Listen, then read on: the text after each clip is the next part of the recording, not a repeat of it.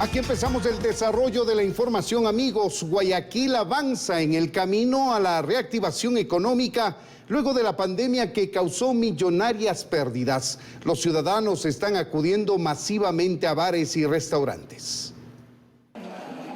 Ni la lluvia paró este viernes a los guayaquileños que salieron con mayor confianza ante las medidas anunciadas por el presidente Guillermo Lasso, en donde se aprueba el 100% de aforo. Gracias a Dios, sí, con esa nueva noticia que dio el presidente de la República, que se van a abrir más el aforo y pues están cumpliendo con ese.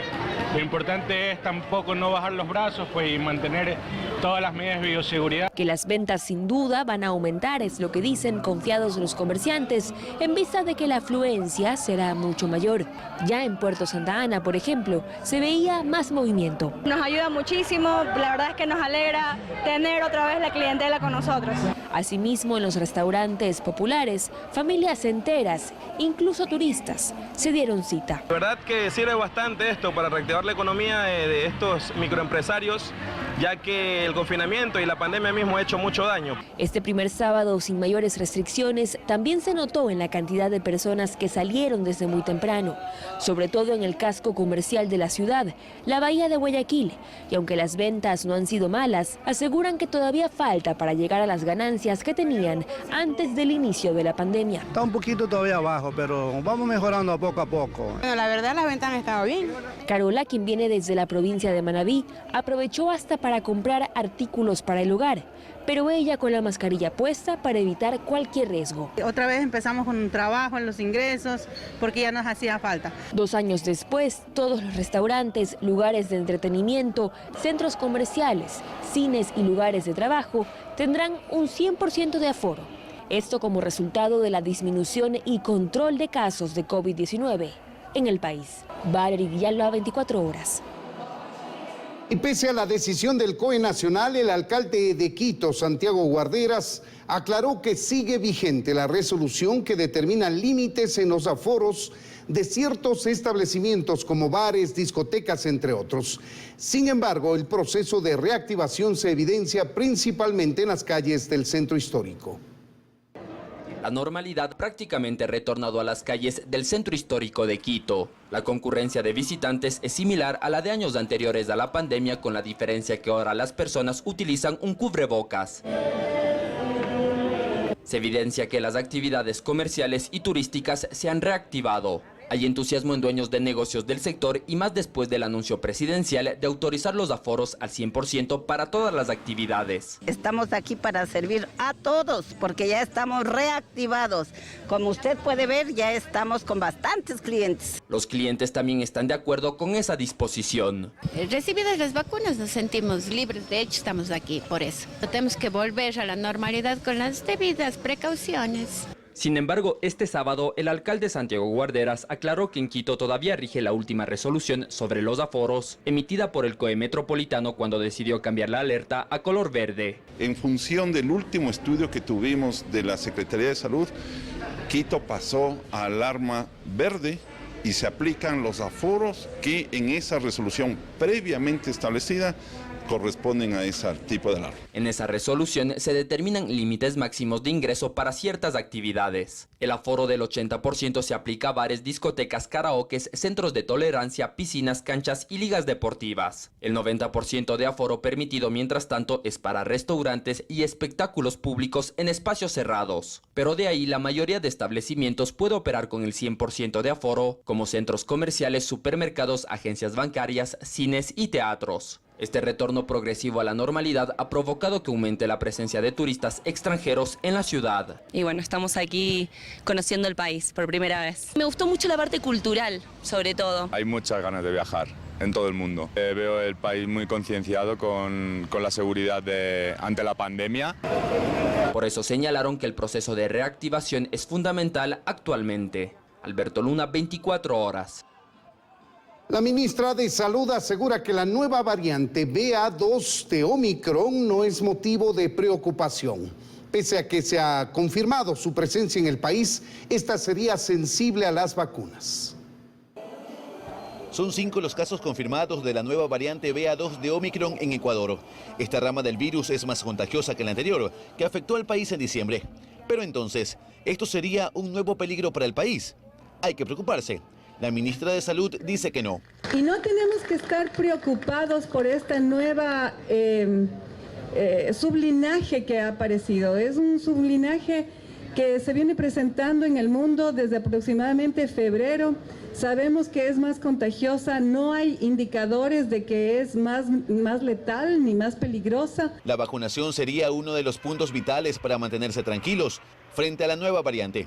Las buenas noticias es que es extremadamente sensible a la vacunación, por lo tanto nosotros seguimos invitando a las personas a que se vacunen. A esto se suma que se confirmó que en Ecuador ya no hay presencia de la variante Delta, que era la que causaba mayores afectaciones y fallecimientos. Los índices de contagio en el país son alentadores, dice la ministra, pues continúan a la baja. En la semana 10 tuvimos 5.182 casos, de lo que en la semana 3 tuvimos casi 52.000. Entonces, el manejo ha sido bueno, la vacunación ha ido espectacularmente bien. Al momento se ha vacunado con una dosis al 88.6% de la población. El 85% cuenta ya con 2 dosis y el 30% con la dosis de refuerzo. La ocupación de camas en los hospitales también sigue disminuyendo. En hospitalización en general tenemos un 13% de ocupación. En cuidados intensivos tenemos un 29%. Y en cuidados intermedios tenemos un 9%. En este marco la reactivación va a continuar en el país. Esto no implica dejar los cuidados para que la situación se mantenga. Y si la tendencia sigue a la baja, se analizará el retiro de la mascarilla en Ecuador. Luis Alfredo Zúñiga, 24 horas. Y esta noche, en pocos minutos más, el ecuatoriano Diego Moncayo saldrá de Polonia para retornar al Ecuador tras permanecer varios días en una zona de intensos bombardeos rusos a Ucrania. Está previsto que arribe mañana por la tarde al aeropuerto Mariscal Sucre de Quito. Sus padres están obviamente emocionados. Querida madre, nunca me imaginé estar tan apartado de ti. Yo te quiero mucho y hemos pasado por tantas experiencias y nunca he dudado de tu cariño. Gracias a ti soy lo que soy. Querido papá, te agradezco por todo el esfuerzo que has hecho por nosotros, tu familia. Te aseguro que tendré una relación más cercana a ti porque yo te quiero. Qué hermosas palabras.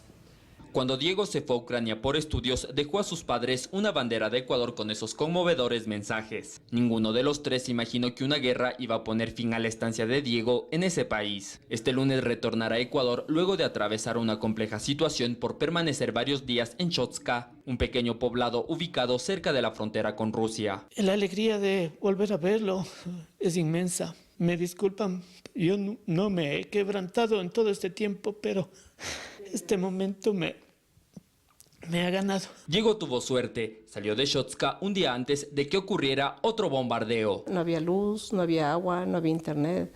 Ya quedó un pueblo devastado. Y vamos a hacerle la vida buena, vamos a recuperar ese tiempo de angustia para todos. Cuando retorne a su casa se llevará la sorpresa de que ahí se efectuaron adecuaciones, pero su cuarto mantiene la misma cama y las mismas fotos. Físicamente él está bien, mentalmente debe haber algún problema porque vio una Ucrania devastada, cruzarse una Ucrania completa, todo el país y devastado, decía que estaba destrozado, que se veía muchas trincheras, muchas banderas de Ucrania. A sus 20 años, Diego pudo constatar la devastación que deja una guerra. Regresará en un vuelo comercial desde Polonia con escala en el Aeropuerto Internacional de Ámsterdam. Alberto Luna, 24 horas. Gracias por continuar en nuestra sintonía, amigos. El segundo y definitivo debate de la Ley de Inversiones se desarrollará este martes. Se incorporaron cambios para que sea aprobada esta ley, pero las bancadas todavía no definen si votarán o no a favor. Para que el proyecto de ley de inversiones sea aprobado por la Asamblea, el gobierno necesita 70 votos. En el informe para segundo debate se incorporaron observaciones hechas por las distintas bancadas con el objetivo de lograr justamente su aprobación. Así lo explica Francisco Jiménez, asambleísta del oficialismo que forma parte de la Comisión de Desarrollo Económico. Se establecieron una serie de candados, por ejemplo, para que no quede ninguna duda de que este proyecto no podía derivar en ningún tipo de privatización. También se estableció que no existan cobros por servicios de educación, salud y seguridad. No puede ser que la única salida de determinados legisladores sea el bloqueo sistemático del legislativo respecto del ejecutivo. La clase política debe comprender que aquí hay cosas que son mucho más importantes que afirmar determinados espacios de poder. Secretario de lectura. El segundo debate será este martes 22 de marzo. La sesión fue convocada para las 8 de la mañana. La mayoría de bancadas todavía no ha oficializado su postura. Se está haciendo justamente la socialización de las incorporaciones. Estimamos, como siempre, Izquierda Democrática lo ha hecho, es un partido orgánico, un partido disciplinado y vamos a hacerlo en bloque. El gobierno aspira a contar con el apoyo de los legisladores de la bancada del Acuerdo Nacional, considerados como sus aliados, y del Partido Social Cristiano, que pese a las diferencias que ahora mantienen ideológicamente, están a favor de las inversiones. Entonces se prevé que los votos decisivos sean de Leide, Pachacutic y UNES. Nosotros somos 47 curules y esas 47 curules hemos considerado que esta ley, por su concepto, por cómo está concebida, no puede ser aprobada. Como este proyecto de ley tiene carácter de económico urgente, el legislativo tiene plazo hasta el próximo jueves 24 de marzo para completar su trámite. Alberto Luna, 24 horas. Y el paquete con 268 amnistías aprobados por la Asamblea Nacional fue publicado en el registro oficial con errores. Aunque el legislativo busca restarle importancia, el colectivo que defiende a la capital asegura que esta será una causal más con la que podrán echar abajo la impunidad. 2 días después de que el informe de amnistías aprobado por la Asamblea Nacional se publicó en el registro oficial, el asambleísta proponente Mario Ruiz ofició al secretario del Legislativo una fe de ratas, con lo que reconoce que hubo diversos errores en nombres de los beneficiados y números de cédula, fallas que para el colectivo que defiende a la capital por los diversos daños ocasionados en octubre de 2019 dan pie para entender que este documento no está grabado en piedra. Porque claro, si es que hay una persona que se le pone otro número de cédula, esa persona no existe nomás. Entonces vamos a curarnos en salud. Esta resolución es absolutamente ilegítima, errónea a decir de ellos, porque ellos son los que presentan la fe de ratas, no nosotros. De ahí que aseguran que la Corte Constitucional podría tomar a esto como un elemento a analizar dentro de la demanda de inconstitucionalidad que ya fue presentada. Nos da la razón en el pedido que se hizo a la Corte Constitucional, que tiene la obligación hacia la ciudadanía de atender con prioridad esta demanda. Para el abogado constitucionalista André Benavides, a más de este mecanismo, se podría presentar una medida cautelar para suspender los efectos de la fe de ratas y evitar que personas entren por la ventana. Pero ¿quién quita que por ahí el error de tipeo no solo sea una letra o un número, sino sean nombres completos? Nos estaríamos encontrando en una situación de discrecionalidad y arbitrariedad por parte de la Asamblea Nacional. Mientras tanto, en el Legislativo se intentó restar importancia al error, que se dijo solo fue de forma. Pequeños mínimos cambios de un número que ha sido a veces por el tipeo que se ha confundido, no llegan ni a 5. Eso ya es un tema que lo tendrá que responder el asambleísta ponente. A ello se suma que 3 asesores y la secretaria de la comisión donde se preparó este informe presentaron su renuncia irrevocable, alegando haber sido objeto de humillaciones. En Quito, Daniela Valencia, 24 horas. En la Comisión de Justicia empezó el análisis del veto presidencial a la ley sobre el aborto en casos de violación. En las primeras comparecencias hubo críticas a las objeciones presidenciales, pero no existen los votos para ratificarse. La Comisión de Justicia sesionó este fin de semana para abocar conocimiento y empezar a analizar el veto del presidente Guillermo Lasso al proyecto de ley sobre el aborto en casos de violación. El Ejecutivo presentó 61 objeciones a un documento que contiene 63 artículos. Esto fue cuestionado por el presidente de la mesa legislativa, Alejandro Jaramillo. A mí sí me llama mucho la atención lo dicho por el presidente de la República, de que es un documento de manera personal, que él mismo casi lo dijo que lo había redactado. Todos quienes hemos sido electos por votación popular no podemos anteponer nuestro criterio personal. Nosotros nos debemos a un pueblo. Jaramillo defendió el texto aprobado por la Asamblea, pero para que el Pleno ratifique el proyecto inicial se requiere del voto favorable de 2/3 partes del Legislativo, es decir, al menos 92 votos. Un escenario poco probable tomando en cuenta que en la votación para aprobar ese proyecto casi no se obtienen los 75 votos requeridos por entonces. Mientras tanto, para que la Asamblea se allane al veto presidencial se requiere de una mayoría simple equivalente a 70 votos. En el análisis de este sábado, varios expertos fueron invitados y todos criticaron las objeciones hechas por el jefe de Estado. Yo considero que el veto transgrede la Constitución y considero que el veto vulnera y violenta también lo que estableció la sentencia de la Corte Constitucional. Lo que ha hecho el presidente de la República es utilizar sus creencias personales, utilizar sus opiniones religiosas y políticas y exigirles a los demás que las cumplan. La Comisión de Justicia, tras finalizar este análisis, presentará un informe no vinculante. La decisión de ratificarse en el documento aprobado inicialmente o allanarse al veto del Ejecutivo será del Pleno de la Asamblea. Alberto Luna, 24 horas. Y el gobierno busca la reactivación de la industria aeronáutica del país con la eliminación paulatina de sobretasas. El ministro de Transporte y Obras Públicas anunció que se eliminará el ISD para las compañías aéreas nacionales. Si yo regalo un pasaje con costo cero, el pasajero está pagando alrededor entre 120 y 130 dólares. Costo cero, yo le regalo. Entonces, eso hace imposible que una aerolínea low cost, por ejemplo, venga y quiera poner boletos de 50 dólares o 60 dólares. No se puede. No se puede porque solamente en tasas de impuestos está pagando más del doble de eso. Ese es el principal problema que enfrenta el Ecuador. Las sobretasas que tienen los pasajes aéreos, que impiden precios competitivos y el consiguiente beneficio para los usuarios.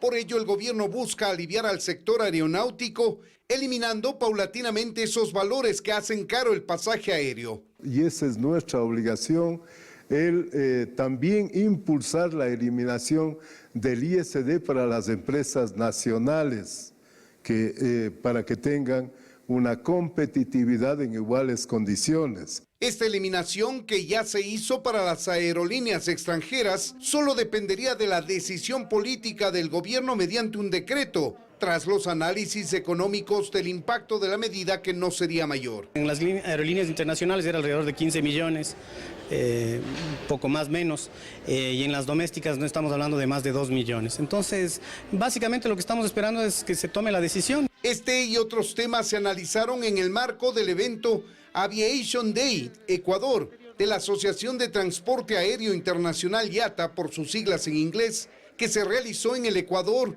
este fin de semana. Sin embargo, hay otros sobrecostos aéreos que la industria busca que se eliminen. Una tasa que está en la Ley de Aviación Civil que establece un porcentaje del 5% al combustible aéreo. Digamos que es una sobretasa porque es el único país que la paga. Esto tiene un impacto muy grande en las líneas aéreas. Estamos hablando de que el combustible representa entre el 30 y 40% de los costos operacionales de una aerolínea. Y el ministro destacó que paralelamente el Ecuador avanza en su política de cielos abiertos para atraer a más líneas aéreas internacionales y que ya se han firmado acuerdos con Estados Unidos, Chile, República Dominicana y Kuwait. Esos memorandos los firmamos en diciembre, pero ya el gobierno nacional ha firmado los convenios con Chile y con República Dominicana. En pocos días estaremos firmando un nuevo memorando con Panamá. Sin embargo, de momento son solo anuncios. La ejecución podrá dar resultados en el corto plazo a la reducción de costos para las compañías aéreas y por consiguiente en precios más competitivos para los usuarios. En Quito, Freddy Paredes, 24 horas. Vamos con otros temas. En la provincia de Bolívar se registró la tarde de este domingo. Ahí tienen ustedes, amigos televidentes, las imágenes. Una intensa lluvia que provocó la crecida del río Charquiyacu, ubicado a 8 kilómetros de la ciudad de Caluma. De acuerdo con las primeras evaluaciones de las autoridades, la crecida de este río podría haber afectado la estructura del puente y algunas viviendas y ganado asentado a orillas del río. Los cuerpos de emergencia piden a los ciudadanos del sector tomar precauciones. Y una explosión se registró esta mañana en los exteriores de la cárcel regional en Guayaquil. El hecho dejó algunas personas heridas. Luis Alfredo Zúñiga tiene los detalles. La mañana de este domingo se registró una explosión frente al Centro de Privación de Libertad Regional 8 en Guayaquil. Lo que se conoce hasta el momento es que pasadas las 9:30 de la mañana, sujetos a bordo de una moto lanzaron una granada tipo piña de baja intensidad hacia un vehículo de alta gama color negro, cuyos ocupantes habían ido a visitar a un PPL. En este momento está tomando procedimiento personal especializado de Policía Nacional. Se ha dado una explosión, aparentemente de un artefacto explosivo. Producto de este hecho hubo 3 heridos, quienes al momento de la explosión se encontraban en casetas comerciales frente a la cárcel. Fue justo en este punto, frente a la cárcel regional, en donde ocurrió el hecho. Tras la explosión, los heridos fueron llevados a casas de salud. Sus familiares se mostraron preocupados. Mi esposa me llamó que había reventado una granada y que se sentía mal, que estaba herida. Dicen que el atentado fue para el carro ese que estaba aquí, un blindado.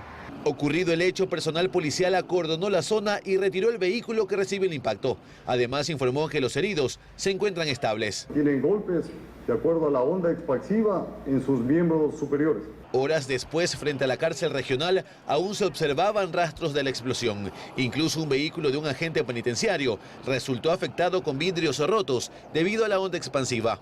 Hasta el momento no se han determinado las motivaciones del hecho, ni hay detenidos. En Guayaquil, Luis Alfredo Zúñiga, 24 horas. En un trabajo conjunto de Fuerzas Armadas y Policía, se ha dado duros golpes con el decomiso de armas en varios puntos del país. En el puerto principal es donde mayormente se ha efectuado los decomisos. En los diferentes operativos realizados en varios puntos del país y en especial la zona 8, Guayaquil, Durán y San Borondón, el Comando Conjunto de las Fuerzas Armadas y la Policía Nacional han allanado casas, parado motos y carros para decomisar armas de fuego. Incluso llegaron a una camaronera en Tenguel, provincia del Guayas. En el sitio 15 armas de fuego, con sus respectivas municiones. En otro operativo donde ya tenían preparado el golpe, fue en el Golfo de Guayaquil, donde se desarticuló una banda narcodelictiva. En estas 2 ametralladoras marca Uzi y varias armas calibre 32. Mediante la persecución ininterrumpida, se logró la neutralización de los integrantes de esta estructura delictiva a la altura del sector conocido como Punta de Piedra. Dedicaban a almacenar y comercializar armas de fuego en la ciudad de Guayaquil. Hasta el momento se conoce que llevan 452 armas de fuego decomisados. Estas serían hasta la fecha 37 armas largas y 415 armas cortas, resultado de diferentes operativos del Comando Conjunto de las Fuerzas Armadas y la Policía Nacional. Alex Vargas, Aquí concluyen las noticias del domingo, amigos. Gracias como siempre por su confianza y sintonía. Que tengan buenas noches y un feliz inicio de semana.